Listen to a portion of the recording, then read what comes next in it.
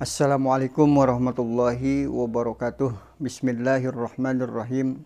Alhamdulillahirabbil alamin wa bihi nasta'inu ala umurid dunya waddin. Wassalatu wassalamu ala asrofil anbiya'i wal mursalin wa ala alihi wa ashabihi ajma'in. Qala rabbi shrah li sadri wa yassir li amri wa hlul 'uqdatam min lisani yafqahu qawli. Subhanaka la 'ilma lana illa ma 'allamtana innaka antal alimul hakim. Amma ba'du.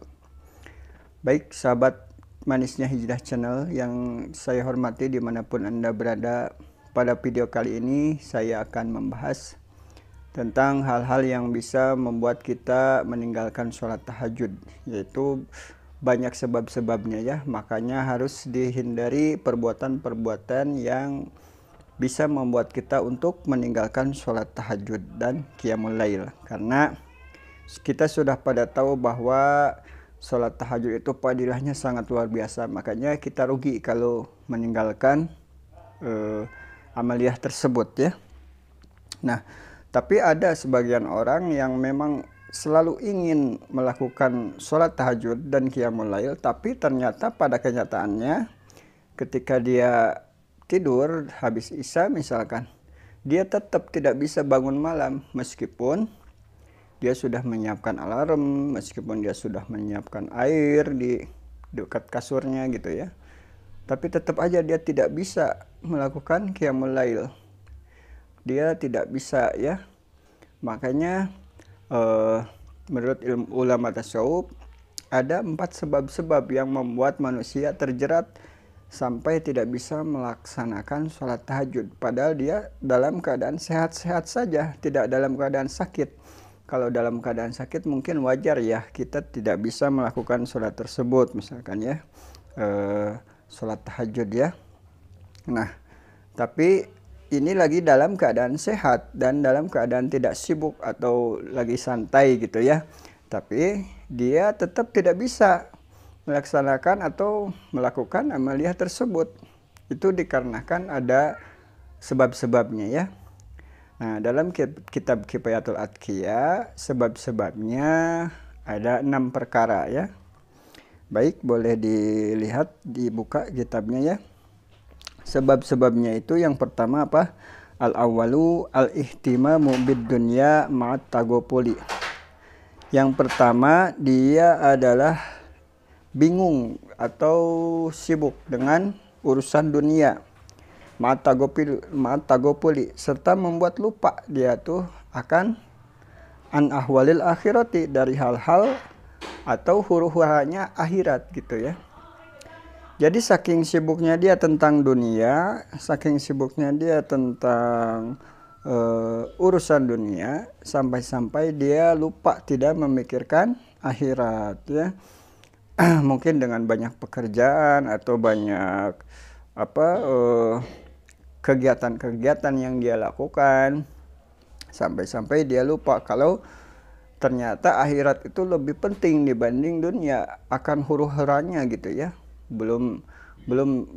Kita belum cerita masalah akhirat tentang surga dan neraka ya. Ini kita coba renungkan, kita masuk alam kubur aja itu, ketika orang mukmin disiksa itu tanahnya itu sampai dirapatkan gitu ya, terus sampai digencet sama perut bumi gitu ya, sampai tulang-tulang rusuknya itu patah gitu. Terus di sana juga ada as-sujaul al-aqra ya, ada ular yang matanya terbuat dari api, kukunya dari besi. Itu bagi orang yang suka meninggalkan sholat fardu ya. Nah, terus panjangnya itu sepanjang mata memandang. Coba bayangkan, itu baru di alam kubur saja, belum kita pertanyaan mungkar dan nakirnya ya. Sesudah itu fitnah kuburnya. Nah, baru sesudah itu ada kiamat. Sesudah kiamat adalah mahsyar. Di padang mahsyar itu matahari itu setumbak di atas kepala kita, saking panasnya kita tidak bisa bernaung, tidak ada pepohonan, tidak ada tempat berteduh gitu. Dan kita tidak bisa bersembunyi ataupun kita bisa meminta pertolongan, tidak bisa gitu. Makanya itu saking huru haranya akhirat itu sangat penting gitu ya. Kita harus penting memikirkan tentang akhirat. Jadi dunia itu mungkin sebagian ya, sebagian kita bisa memikirkan waktu kita untuk dunia, tapi alangkah lebih baiknya waktu akhirat yang perlu didahulukan, dipikirkan, karena itu masanya kekal dan abadi gitu ya. Kita tidak akan bisa balik lagi. Kita tidak akan bisa balik lagi ke dunia gitu. Mungkin rasa penyesalan di sana itu tidak akan ada artinya bagi kita. Makanya dari sekarang mending kita harus bersiap diri untuk menghadapi akhirat nanti begitu. Nah, sholat tahajud kan dari pertemuan video yang kemarin sudah dibahas tentang fadilah dan keutamaan sholat tahajud. Itu sangat menolong sekali buat kita ya. Makanya kita rugi kalau kita meninggalkan sholat tahajud dan qiyamul lail. Nah, tapi di sini ada 6 sebab yang kita tidak bisa melaksanakan sholat tersebut dikarenakan, yaitu al-awwalu al-ihtimamu bidunya, bingung dengan urusan dunia, ma'tagopili, serta membuat lupa an ahwalil akhirati,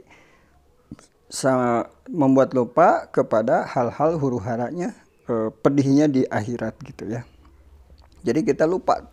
Nah, jadi barang siapa yang bingung dan sibuk dengan urusan dunia hingga membuat lupa dengan huru hara akhirat, maka ia tidak bisa mendirikan tahajud. 100% dia tidak akan bisa mendirikan tahajud karena otaknya sudah dipenuhi tentang dunia, tentang pikiran tentang masalah dunia gitu ya. Jadi dia hampir lupa sama akhirat gitu. Kalau dia ingat akhirat lebih penting, pasti dia mengutamakan sholat tahajud tersebut ya. Baik, dilanjut. Yang kedua, wasani istigolu bihadis dunia. Yang kedua itu dia sibuk dengan bihadis dunia, dengan obrolan-obrolan dunia ya, obrolan-obrolan dunia, wabil kalamil lagwi. Nah, dengan obrolan-obrolan yang sia-sia. Obrolan yang sia-sia yang tidak ada manfaatnya. Misalkan dia itu sering bercakap-cakap, sering mengobrol-ngobrol tentang hal-hal yang membuat sia-sia, yang tidak ada manfaatnya. Misalkan ngobrol-ngobrol tentang permainan game, ngobrol-ngobrol tentang catur atau apalah yang mungkin tidak penting bagi keluarga, juga tidak penting bagi akhirat juga, apalagi gitu ya. Nah, makanya harap dijauhi ya, harap dijauhi obrolan-obrolan yang tidak ada manfaatnya atau sia-sia ya. Wabi kasrotil lagoti ya, wabikas rotil lagot, dan banyak bicara yang keras, top isauti tuh, sampai mengangkat suara ya, banyak bicara yang keras sampai mengangkat suara. Contohnya apa? Contohnya misalkan bernyanyi gitu ya, gitar-gitaran sambil bernyanyi sambil mengangkat suara, atau karaokean gitu ya. Nah, itu yakin orang seperti itu dia tidak akan bisa melaksanakan sholat tahajud ya. Nah, gitu. Karena memang sudah ada kata ulama, sudah ada tulisannya gitu ya. Sudah ada bahwa tipikal ciri-ciri orang tersebut tidak akan bisa melaksanakan sholat tahajud ya. Lanjut, yang ketiga, wasalisu it'abul jawarihi. Yang ketiga itu membuat capek, badannya itu dibuat capek ya, bil akmal, dengan pekerjaan asyakoti yang berat-berat, pinnahari, di waktu siang. Nah, ini kebanyakan orang masuknya ke poin ketiga ini. Jadi dia itu kerja berat di waktu siang hari, kerjanya benar-benar berat lah. Dia mencari nafkah, nyari uang dari pagi sampai sore dengan pekerjaan yang berat. Alhasil ketika malam dia sudah capek dan tenaganya terkuras ya. Dan ketika kita mau bangun malam sekitar jam 1 atau jam 2, dia sudah lelah, badannya sudah tidak bisa bangun lagi begitu ya. Semoga Allah memberikan kita rezeki ya kepada kita yang tidak menjauhkan kita kepada ibadah. Amin ya Allah ya rabbal alamin. Atau menghalangi kita kepada ibadah. Jadi kita minta sama Allah diberi rezeki itu yang memang tidak bisa membuat kita lalai dengan ibadah kita ya. Karena dikarenakan karena kesibukan pekerjaan begitu ya. Baik, dilanjut yang keempat, warrobi'u iksarul akli, yaitu banyak makan. Li'annahu, karena sesungguhnya banyak makan tersebut, mujlibatun linnaum, itu akan membuat atau menarik-narik untuk linnaumi, untuk tidur. Nah, jadi kalau kita banyak makan, kita akan cepat ngantuk dan kita akan selalu ingin tidur begitu ya. Coba dicobain, dirasain. Pernah nggak kita ketika kita sudah makan suka ngantuk gitu ya? Itu efeknya kalau kita banyak makan ya kita bakal ngantuk gitu. Wa mimma yafutu tahajjud, dan akan menghilangkan atau meninggalkan tahajud. Saking kenyangnya perutnya di malam hari dia makan misalkan, dia akan ngantuk dan tidak bisa buat ibadah, sudah tidak akan bisa karena dari metabolisme badannya tersebut ya sudah tidak bisa gitu ya. Nah, yang kelima apa? Ihmalul qailulati wartikabul zambi bin nahar. Yang kelima itu meninggalkan qailullah. Apa itu qailullah? Qailullah itu tidur di waktu siang sebelum zuhur, misalkan jam 10 atau jam 11. Pokoknya sebelum zuhur itu disunahkan untuk kita tidur dulu sejenak, misalkan 1 jam atau 1 jam setengah atau setengah jam ya, qailullah. Kalau kita sering melakukan qailullah, maka insya Allah nanti di malam hari kita akan bangun dan bisa melaksanakan qiyamul lail. Wartikabuz zambi pinnahar, dan melakukan dosa pinnahari di waktu siang. Nah, ini tanpa kita sadari ya, banyak kenapa kita tidak bisa melakukan sholat tahajud itu ya.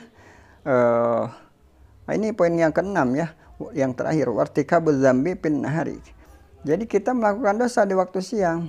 Kita tanpa sadar menggibah orang, kita tanpa sadar memaki orang, atau kita tanpa sadar mengomongkan orang lain, itu adalah dosa. Atau kita tidak sadar melihat aurat, mau di HP atau mau di nyata, di kehidupan nyata, itu harus cepat-cepat kita istighfari ya, karena kalau tidak maka itu akan jadi dosa, dan ketika sudah jadi dosa itu akan berat nanti buat sholat tahajud ya. Sholat tahajudnya tidak akan bangun ya. Fa'innahu, karena sesungguhnya kalau berbuat dosa di siang hari itu yukosil qalba, bakal mengeraskan hati kita ya, wa yahulu bainahu, dan akan menghalangi bainahu, antara hati kita, wa baina asbabir rahmah, dengan asbab turunnya rahmat Allah gitu. Jadi kalau kita sering melakukan dosa, alhasil hati kita menjadi keras. Sesudah keras, rahmat Allah itu akan terhalang dengan hijabnya itu, hijab dosanya itu. Jadi kalau rahmat Allah sudah tidak bisa masuk ke kita, makanya kita tidak bisa mendapat taufik dan hidayah atau pertolongan Allah untuk melakukan ibadah kepada Allah ya.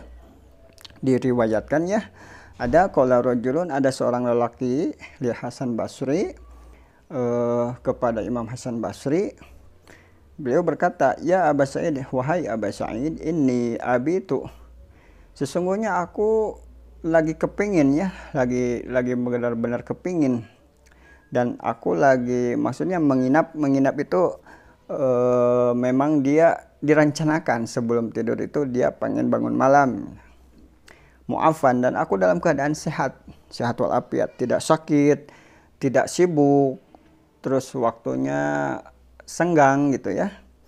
Terus dia sudah merencanakan dari semalam, wahibu qiyamul lail, dan aku menginginkan untuk qiyamul lail, kata dia ya. Dia sangat menginginkan untuk salat tahajud dan qiyamul lail. Wa'iddu tuhuri, dan saya telah menyediakan perlengkapannya, tuhuri, perlengkapan semua untuk bersuci ya, kayak airnya, kayak air atau apanya gitu. Kan zaman dulu itu belum ada WC ya, belum ada toilet. Jadi kalau mau ngambil wudhu itu harus turun gunung dulu, harus ke sungai ngambil air, misalkan dalam 1 ember misalkan, dibawa ke rumah. Kalau kita sekarang kan sudah praktis, sudah tinggal masuk WC aja gitu ya. Kalau dulu tuh zaman dulu WC-nya belum ada di rumah, jadi harus ke kali dulu, ke sungai dulu ngambil air gitu. Nah, beliau itu sudah dipersiapkan sebelum tidur.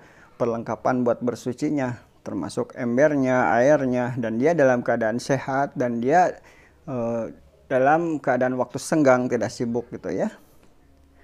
Pama bala ya la akumu, tapi kenapa saya tidak bisa bangun, wahai Imam Hasan Basri, saya tidak bisa bangun katanya. Padahal sudah direncanakan. Nah, faqala, maka Imam Hasan Basri menjawab, zunubuka qayyadatka, dosamu mengikatmu atau dosamu membelenggumu. Jadi kalau kita banyak dosa di siang hari, dosa itu akan mengikat kita untuk mendapatkan rahmat Allah, untuk mendapatkan semua padilah-padilah peribadahan kepada Allah gitu ya. Makanya kalau kita berbuat dosa, mau yang kerasa atau tidak terasa, cepat-cepat kita harus minta ampun ya, dengan beristighfar, dengan sholat tobat, atau dengan sholawat kepada kanjeng Nabi Muhammad SAW, agar dosa kita tidak membelenggu kita. Ketika kita ingin melakukan kebaikan, kita diikat sama dosa, kita tidak bisa bangun malam, begitu ya. Kurang lebihnya seperti itu poin 1 sampai 6 dari referensi kitab Kifayatul Atqiya ya. Nah, mungkin segitu dulu video kali ini. Kurang dan lebihnya, apabila ada salah kata dalam penerangan, itu murni kebodohan saya. Apabila benar, maka itu ilmu hakikatnya dari Allah Subhanahu wa Ta'ala melalui lisan saya perantaranya ya.